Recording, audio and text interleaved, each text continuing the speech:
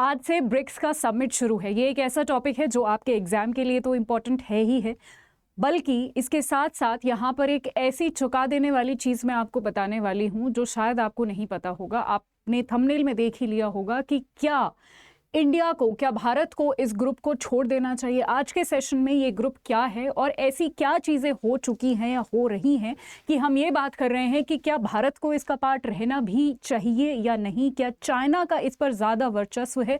ये सारी चीज़ें आज के सेशन में हम जानेंगे। हेलो एवरीवन, मेरा नाम पिंकी है। करंट अफेयर्स मैं यहाँ पर पढ़ाती हूँ। मैं आप सभी का बहुत बहुत स्वागत करती हूँ अड्डा 24/7 रेगुलेटरी बॉडीज़ पर। आप मेरे पीछे देख सकते हैं। सबसे पहले ब्रिक्स के बारे में बता देती हूँ और उसके बाद अपने उस पार्ट पर चलेंगे कि क्या इंडिया को, क्या भारत को इस ग्रुप को छोड़ देना चाहिए, क्या अब ये भारत के लिए अच्छा नहीं है, क्या चाइना यहाँ पर ज़्यादा पावर दिखा रहा है।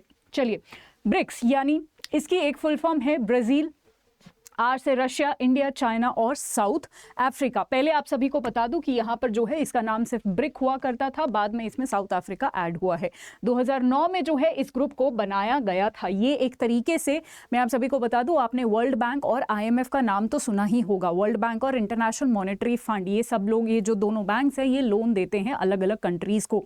इनके लोन देने में बहुत सारी जो भेदभाव है या इनइक्वालिटीज है वो देखी गई और इसी के चलते ब्रिक्स बैंक की स्थापना करी गई 2009 में कि जी ठीक है, आप तो भेदभाव कर रहे हो, कोई बात नहीं, आप वेस्ट को, यानी जो वेस्टर्न कंट्रीज है, आपका यूरोप US हो गया, वहां पर तो उनकी चलती है वर्ल्ड बैंक और IMF में, हम ना अपना एक खुद का ग्रुप बनाते हैं। यानी ये जो एशियन कंट्रीज हैं या कुछ ऐसी कंट्रीज हैं, ये मिलकर, नॉट एशिया, सिर्फ एशियन कंट्रीज नहीं क्योंकि इसमें ब्राजील भी है, बट कुछ ऐसी कंट्रीज हैं कि हम अपना खुद का जो है ग्रुप बनाते हैं और खुद का ही उसमें एक बैंक भी बनाएंगे ताकि हमें कोई दिक्कत ना हो। ये जो है मकसद था जब इस बैंक को बनाया गया था। पहले ये ब्रिक था, मैंने जैसा कि आप सभी को बताया है। तो ये सिर्फ एक ग्रुप नहीं है, ये एक कहीं ना कहीं ग्लोबल साउथ की जो एक आवाज है उसको भी दर्शाता है। ग्लोबल साउथ क्या है आपको ये पता नहीं होगा, पर जब हम पूरी दुनिया को देखते हैं तो इसको हम दो पार्ट्स में देखते हैं। ये ऊपर वाला पार्ट हम ग्लोबल नॉर्थ कहते हैं, नीचे वाला पार्ट हम ग्लोबल साउथ कहते हैं, ऑस्ट्रेलिया को छोड़ के, राइट। आज के टाइम में जितने भी लोग हैं, जितनी भी बड़ी बड़ी कंट्रीज हैं, जितने भी बड़े बड़े देश हैं और ऑर्गेनाइजेशंस हैं, वो सब ये बोल रही हैं कि इंडिया के अंदर एक वो पोटेंशियल है कि हम ग्लोबल साउथ के लीडर बन सकते हैं। ग्लोबल साउथ यानी south America, Africa, India, China, ये सारी जो आसियान कंट्रीज हैं, इन सब के हम एक लीडर बन सकते हैं। अब आप पूछेंगे कि ग्लोबल साउथ बनने के लिए, ग्लोबल साउथ का लीडर बनने के लिए क्या चाहिए होती है। मेजरली दो चीज़ें चाहिए होती है। एक तो उस देश की इकोनॉमिक हालत जो है वो ठीक ठाक होनी चाहिए और उस देश में जो है डेमोक्रेसी होनी चाहिए, और हमारे देश में दोनों ही चीज़ें हैं। चाइना को लोग सपोर्ट नहीं करते। अब आप पूछोगे कि मैम चाइना भी तो अच्छा खासा इकोनॉमी है, उनके पास बहुत पैसे हैं, बट चाइना को सपोर्ट नहीं करते क्योंकि वहाँ पर डेमोक्रेसी की एक प्रॉब्लम है। ऊपर तो आप सभी देख ही सकते हो कि बहुत बड़े बड़े कंट्रीज़ हैं, तो वो तो है ही ऑलरेडी अपने फील्ड में जो है क्या कहते हैं लीडर। यहाँ पर नीचे वाले कंट्रीज में इंडिया को जो है एक बहुत अच्छा दर्जा दिया जाता है। सब लोग ये बोलते हैं कि हम जो है एक लीडर की तरह यहाँ पर उभर सकते हैं। तो ब्रिक्स भी कहीं ना कहीं एक इसका बहुत बड़ा रिप्रेजेंटेशन है, राइट। यहाँ पर अगर आप इन कंट्रीज के लीडर्स की बात करें तो आप यहाँ पर देख सकते हैं कौन से कंट्री का कौन जो है लीडर है, ठीक है। यहाँ पर Russia, China, India, south Africa और ब्राज़ील, ये सारे अलग अलग लीडर्स हैं। ये इतना बड़ा ग्रुप है, और या फिर आप बोल सकते हो इतना इंपॉर्टेंट ग्रुप है कि इसका जो मैं आपको सिग्निफिकेंस बताऊं तो यहाँ पर 2.88 बिलियन पीपल जो है यहाँ पर ये कंट्रीब्यूट करता है, इन सारे देशों को मिलाकर। उसके साथ साथ यहाँ पर इसका एरिया अगर मैं बताऊं 39.7 मिलियन ऑफ स्क्वायर किलोमीटर्स का इसमें एरिया है। $15.8 ट्रिलियन ये GDP होल्ड करता है, यानी काफ़ी इंपॉर्टेंट जो है ये एरिया है। काफ़ी ज़्यादा ट्रेड में, इकोनॉमी में ये हमारा कॉन्ट्रीब्यूट करता है। अगर आपसे सवाल ये पूछा जाए कि अभी जो 15वां समिट है वो तो साउथ अफ्रीका में हो रहा है, पर एग्जामिनर आजकल थोड़ा सा चालाक हो गया है, वो इस बार का समिट नहीं पूछेगा। वो पूछेगा बताइए 14वां समिट कहाँ हुआ था, बताइए 13वां समिट कहाँ हुआ था, बताइए 12वां समिट कहाँ हुआ था। तो आप यहाँ पर जो है देख सकते हैं चाइना, इंडिया और रशिया। चलिए, अब उस मुद्दे पर आते हैं कि क्यों मैं यहाँ पर ऐसा बोल रही हूँ कि क्या इंडिया को ब्रिक्स छोड़ देना चाहिए। बहुत बहुत इंटरेस्टिंग होने वाला है। ये हम ऑलरेडी देख चुके हैं कि ब्रेटन वुड्स करके एक जगह है US में, जहाँ पर एक कॉन्फ्रेंस हुई थी जिसके दौरान वर्ल्ड बैंक और IMF को बनाया गया था। अब इन्हीं के फाइनेंसिंग में, यानी जब ये लोन देते हैं उसमें जो है कुछ इनइक्वालिटीज़, कुछ भेदभाव देखने को मिले, तब हमने जी ब्रिक्स बना लिया कि ठीक है हम अपना खुद का इंस्टीट्यूशन बना लेते हैं फाइनेंसिंग के लिए, ठीक है। तो ये हमने देख लिया। अब यहाँ पर ब्रिक जो शब्द है ये सबसे पहली बार गोल्डमैन सैक्स ने जो है यहाँ पर कॉइन किया था 2001 में, और अब 2023 में ऐसा क्या हो गया कि इस पर सवाल उठ रहे हैं कि इसको जो है ये ग्रुप जो है इसका कोई रिलेवेंस नहीं है, या फिर भारत को एटलीस्ट इससे बाहर आ जाना चाहिए। क्योंकि देखिए यहाँ पर है 5 कंट्रीज, आप देख सकते हो 5 कंट्रीज यहाँ पर इन्वॉल्व हैं। कोई भी जब एक ग्रुप होता है तो क्या उसकी एक ये जिम्मेदारी नहीं होती कि हम एक ग्रुप होने के नाते हमारी जो भी रिक्वायरमेंट्स है, जो भी हमारी डिमांड है, वो सबकी एक होनी चाहिए, है कि नहीं? सबसे पहली रिक्वायरमेंट यही होती है किसी भी ग्रुप की। अगर आप एक फैमिली हैं तो आपका कुछ तो आप सभी के बीच में कोई कॉमन चीज होगी, बिल्कुल होगी। अगर कुछ भी कॉमन नहीं है तो उस फैमिली का क्या इंपॉर्टेंस। इसी तरीके से यहाँ पर जितने भी कंट्रीज हैं उनकी प्रॉब्लम्स ही अलग अलग है। आप इकट्ठे कैसे कोई चीज सॉल्व कर सकते हो जब आपकी प्रॉब्लम्स ही अलग अलग है। जैसे रशिया को आजकल, रशिया आप सभी को पता है रशिया यूक्रेन वॉर में उलझा हुआ है। चाइना जो है अपनी जीरो कोविड पॉलिसी जो है उसने जो अपनाई थी कोविड के टाइम पर, उससे अब तक बाहर नहीं निकल पाया है।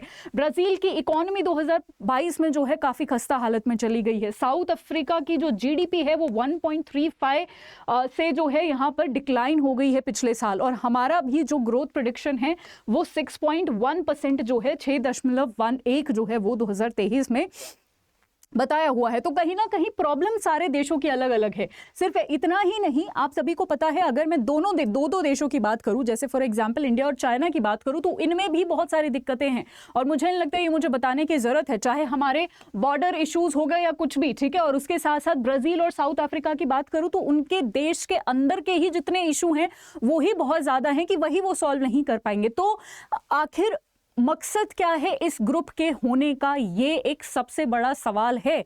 और साथ ही साथ यहाँ पर अगर मैं इंडिया और चाइना की ही फिर से बात करूं तो इक्वल मार्केट एक्सेस भी नहीं है। यानी अगर आप एक ग्रुप में हो तो आप एक दूसरे को ट्रेड, यानी एक दूसरे के देश में एक दूसरे का सामान बेचने के लिए तो अलाउ करोगे, वो आप मार्केट एक्सेस भी नहीं दे रहे हो। आप अलग अलग तरीके के बैरियर्स यानी रुकावटें पैदा कर रहे हो एक दूसरे के सामान खरीदने और बेचने में। तो ये कुछ अलग ही इश्यूज हैं, ठीक है। बॉर्डर इश्यूज जिस तरीके से मैं बात कर रही थी तो हम सबको पता है गलवान वैली में हमारा इशू है, ठीक है। अक्साई चिन वाला जो हमारा एरिया है, ये सारा जो एलएसी वाला डिस्प्यूट है ये हमारा चाइना और इंडिया के साथ रहता है और आए दिन हम कुछ ना कुछ खबर इस पे सुनते रहते हैं। तो ये एक ऐसा ग्रुप हुआ जो आपस में ही लड़ रहा है, कहने का मतलब है ये, ठीक है। अच्छा, अब यहाँ पर इंडिया जो है आप सभी को पता है, इंडिया यहाँ पर क्या कौन कौन है? चाइना है जो कि यूएस से जलता है, रशिया है जो कि यूएस से जलता है, पर इंडिया जो है उसको एक मिडिल ग्राउंड रखना पड़ता है कि जी हम यूएस के खिलाफ नहीं बोलेंगे। तो अक्सर ऐसा होता है कि इंडिया से ये उम्मीद की जाती है कि जी क्योंकि आप इस ग्रुप में हो और रशिया और चाइना आपके इस ग्रुप के मेंबर्स हैं, तो आप ना इस ग्रुप के साइड रहो और आप वेस्ट को यानी यूएस को जो है यूएस के आप ऑपोजिट रहो। बट इंडिया ऐसा नहीं करेगा और करना भी नहीं चाहिए। इंटरनेशनल रिलेशन में, अंतर्राष्ट्रीय रिलेशन में मैं आपको बता दूं, कोई किसी का दोस्त कोई किसी का दुश्मन नहीं होता है। सिर्फ और सिर्फ हमारे इंटरेस्ट होते हैं, यानी परमानेंट दुश्मन और दोस्त नहीं होता है, परमानेंट सिर्फ और सिर्फ इंटरेस्ट होते हैं। कल को क्या गारंटी है कि चाइना हमें किसी चीज में सपोर्ट करेगा? क्या गारंटी है कि कोई और देश हमें सपोर्ट करेगा? तो क्यों हम यूएस या क्यों हम किसी और देश के अगेंस्ट जाएं? तो ये एक इशू है, ठीक है। सो अच्छा, अब नेक्स्ट हमारा एक और सबसे बड़ा इशू है चाइना के साथ, जो कि BRI यानी बेल्ट एंड रोड इनिशिएटिव का जो एक इशू है, जिसके तहत जो है सीपेक भी हमारे देश में से उसने यानी एक रोड निकाल दिया हमारे देश में से, हमसे बिना पूछे। आप यहाँ पर देख सकते हैं ये चाइना के कशगर से ये शुरू होता है और पाकिस्तान के ग्वादर में यहाँ पर जो है ये एंड होता है। ये सीपेक कॉरिडोर हम इसको बोलते हैं। ये इस तरीके से यहाँ पर रोड निकाल दिया हमारे देश में से, हमसे बिना पूछे हुए चाइना ने ये रोड निकाला हुआ है अपने BRI प्रोजेक्ट के अंतर्गत। BRI belt and road initiative, आप सभी को पता है कि किस तरीके से जो है चाइना यहाँ पर इधर से होते हुए, रशिया से होते हुए यहाँ पर यूरोप से जो है कनेक्ट करने की कोशिश कर रहा है, और नीचे जो है यहाँ पर मैरीटाइम यानी समुद्र से होते हुए यहाँ पर इंडिया को पूरा घेरते हुए, ठीक है। ये एक और प्रॉब्लम है, आप देख सकते हो कि यहाँ पर इंडिया को पूरा घेरा हुआ है, जो पिंक कलर में आपको लाइन दिख रही है, ठीक है। और यहाँ पर पाकिस्तान से होते हुए ये पूरा अफ्रीका से होते हुए ये यहाँ पर यूरोप में जाना चाहता है और अपनी कनेक्टिविटी और अपना ट्रेड बढ़ाना चाहता है। इसी के तहत जो है इंडिया से जो है उसने इस तरीके से अपना रोड पास किया हुआ है। किसकी परमिशन से? आपने कर लिया। तो ये एक और अलग ही मुद्दा है जो हमारा चाइना के साथ चल रहा है। ठीक है, तो इतने सारे मुद्दे हैं। अब इस दौरान इस ग्रुप का, ब्रिक्स का एक बैंक भी है जिसका नाम है new development bank. New development bank के बारे में भी ऐसा बोला जाता है कि ये जो बैंक है ये जो है वर्ल्ड बैंक और अलग अलग या फिर जितने भी बैंक्स हैं उनकी तरह जो है अच्छे से काम नहीं करता है। ये बहुत ही ओपेक है। ओपेक यानी जो पारदर्शी नहीं होता है, जिसके मतलब आर पार हम नहीं देख सकते हैं। हमें नहीं पता है कि किस तरीके से काम करता है, हमें नहीं पता है कि कितना ये चाइना को फेवर करता है, कितना नहीं करता है, हमें ये नहीं पता है। तो ये किस तरीके से ऑपरेशन करता है, क्या इसकी ऑपरेशनल पॉलिसीज हैं, वो एक अलग से ही मुद्दा है। तो एनडीबी पे हम नहीं ट्रस्ट कर सकते हैं। तो एक ग्रुप जिसमें आपस में ही इतनी ज्यादा लड़ाई है, इतने ज्यादा भेदभाव है, इतने ज्यादा कलेश हैं, जिसका बैंक, जिसकी हमें जो है पारदर्शिता जिस बैंक में नहीं है, उस ग्रुप का होने का फायदा क्या है और उस ग्रुप से क्या हमें बाहर निकल जाना चाहिए, यही एक क्वेश्चन है। सो बेसिकली पॉलिसी कोऑर्डिनेशन नहीं है। किस तरीके से पॉलिसी आप बनाओगे, आपकी प्रॉब्लम्स ही सेम नहीं है तो आप सोल्यूशन किस तरीके से बना सकते हो। ठीक है, आपके बीच में, आपके पूरे ग्रुप के बीच में सोशल, पॉलिटिकल और गवर्नेंस वाले डिफरेंसेस हैं। ठीक है, सो सवाल यही आता है। अब मैं आपके ऊपर छोड़ती हूं, दो सवाल आपसे पूछती हूं कि क्या इंडिया को इस ग्रुप से बाहर निकल जाना चाहिए या फिर इंडिया को इस ग्रुप के अंदर ही रहना चाहिए, ताकि इस ग्रुप में जो भी बातें चल रही हैं, क्योंकि वो कहते हैं ना कि कमरे के अंदर होकर जो है हमें सच्चाई का ज्यादा अच्छे से पता रहता है, तो इस ग्रुप के अंदर ही क्या हमें रहकर जो भी चीजें चल रही हैं उसका जो है पूरा एक हमारे दिमाग में जो है हमें अवेयर रहना चाहिए। ठीक है, कि क्या एक्चुअली में हो रहा है, तो क्या छोड़ देना चाहिए या फिर रहकर ही सारी चीजों को अपने दिमाग में रखना चाहिए और उस हिसाब से जो है सारे एक्शंस प्लान करने चाहिए। ये आप मुझे बताएंगे। देखते हैं कि आप कितना जो है इन्वॉल्व है और कितना एक्टिव है। ठीक है, अगर आपको मुझसे जुड़ना है पिंकी करंट अफेयर्स @24/7, यहीं पर मैं अपनी सारे करंट अफेयर्स की PDF शेयर करती हूँ, ये आप तुरंत ज्वाइन कर लीजिए। और अगर आपको मुझसे करंट अफेयर्स पढ़ने हैं, the bigger picture @24/7 regulatory bodies पर ये करंट अफेयर का शो आता है रोज शाम को 6 बजे, जहां पर मैं अखबार पढ़ाती हूँ, गवर्नमेंट वेबसाइट पढ़ाती हूँ, गवर्नमेंट की स्कीम्स पढ़ाती हूँ, क्वेश्चन आंसर प्रैक्टिस करवाती हूँ। 6 बजे लाइव मंडे टू फ्राइडे आती हूँ। इसका PDF भी मेरे टेलीग्राम पर रोज फ्री में मिलता है।